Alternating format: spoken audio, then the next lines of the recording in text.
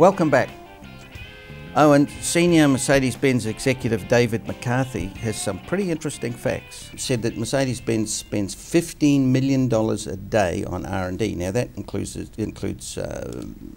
crash testing too. Yep. And then he asked, well, what's the point if there's no regulation in the industry? Now, in New Zealand, do we have a standard? We do, yep. The light repair rule. So I'm not too sure what the rules are in Australia, but the rules that govern our industry in New Zealand is that light repair, that cars must be repaired to manufacturer specifications and using manufacturer's equipment. And so there is a rule, and it covers everyone. There's also in that rule, I've got the rule here. Yeah. It also covers that those who influence a bad repair can also be charged by the land transport. So whilst an insurance company and an assessor may think that they can walk out of a workshop and they've done their job, ultimately they're hooked in. That vehicle, for the length of the time it's on the road for the rest of its lifetime, then that is a skeleton in their closet if it's been repaired badly, you know. And don't forget, the assessor might leave and go to a different company or out of the industry. He's still responsible. He's still attached to that job, you know. And I've spoken to insurance companies before. I had a couple of years ago fraud heads for one of the major insurance companies into them, you know. And I explained to them that we actually had happened to be Mercedes at the time, actually a fairly new Mercedes in, 6 months old, hitting a suspension. And the assessor we were going to send the vehicle. We got the Mercedes dealership to look at the mechanical. We don't do mechanical work. We don't do panel and paint. Yeah. And then the assessor informed me that he wanted to send this vehicle into Automotive and get some garage there to pull the suspension out of this four-wheel drive $150,000 Mercedes Benz.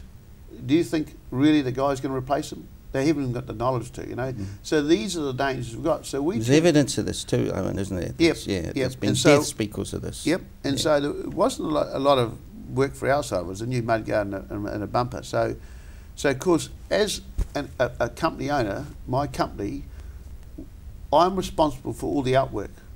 My company is. Yeah, indeed. So I can't warrant myself out of if we use a mechanic, a wheel liner, a trimmer, whatever it is, I can't warrant myself out of that. So I have to take full responsibility for the whole repair, even though I'm using other companies, you know.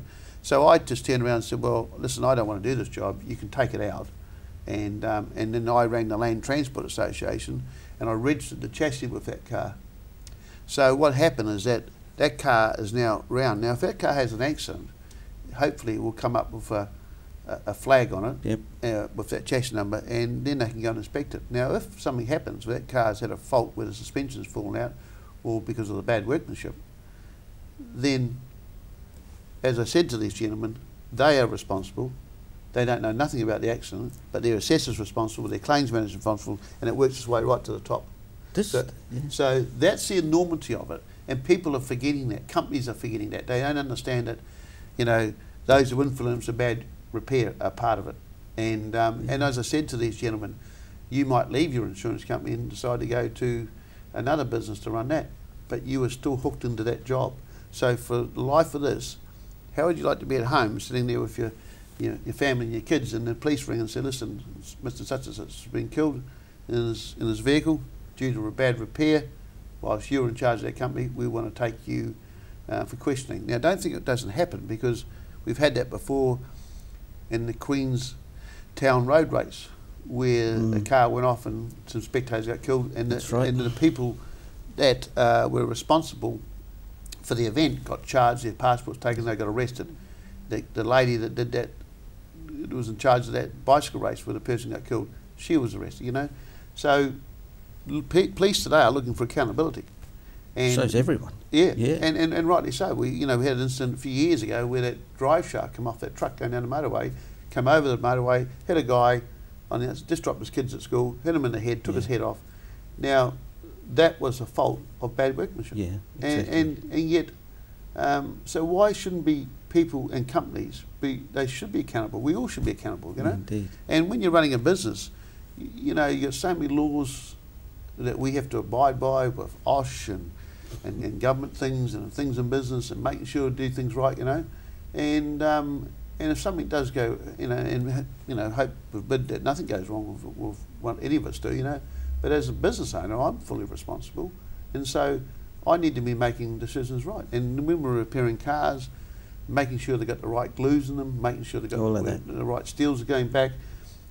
Parts on cars these days, even if they're slightly damaged, like intrusion bars and doors, they can't be repaired. They're going to be thrown away. They have to be thrown away. They're made out of martinistic steel. Yep. And they can't be repaired. Martinistic steel. Explain that exactly. Martinistic steel is a super tough, high-strength steel, and they'll have them on crash beams in the fronts of cars, and they'll have them on intrusion bars. So they're very, very strong steels. And obviously, an intrusion bar is hopefully going to stop a car coming into the passenger. And that sort of steel cannot be cold repaired or put in a press and pressed out, nothing like that. Once it's damaged, that's damaged, it's lost its strength. So there's areas of a car that we have to be very mindful of. So we've got the information in our company where all these strength steels are, So we have to educate insurance companies, And to be fair, most of them, once they're told, are not too bad.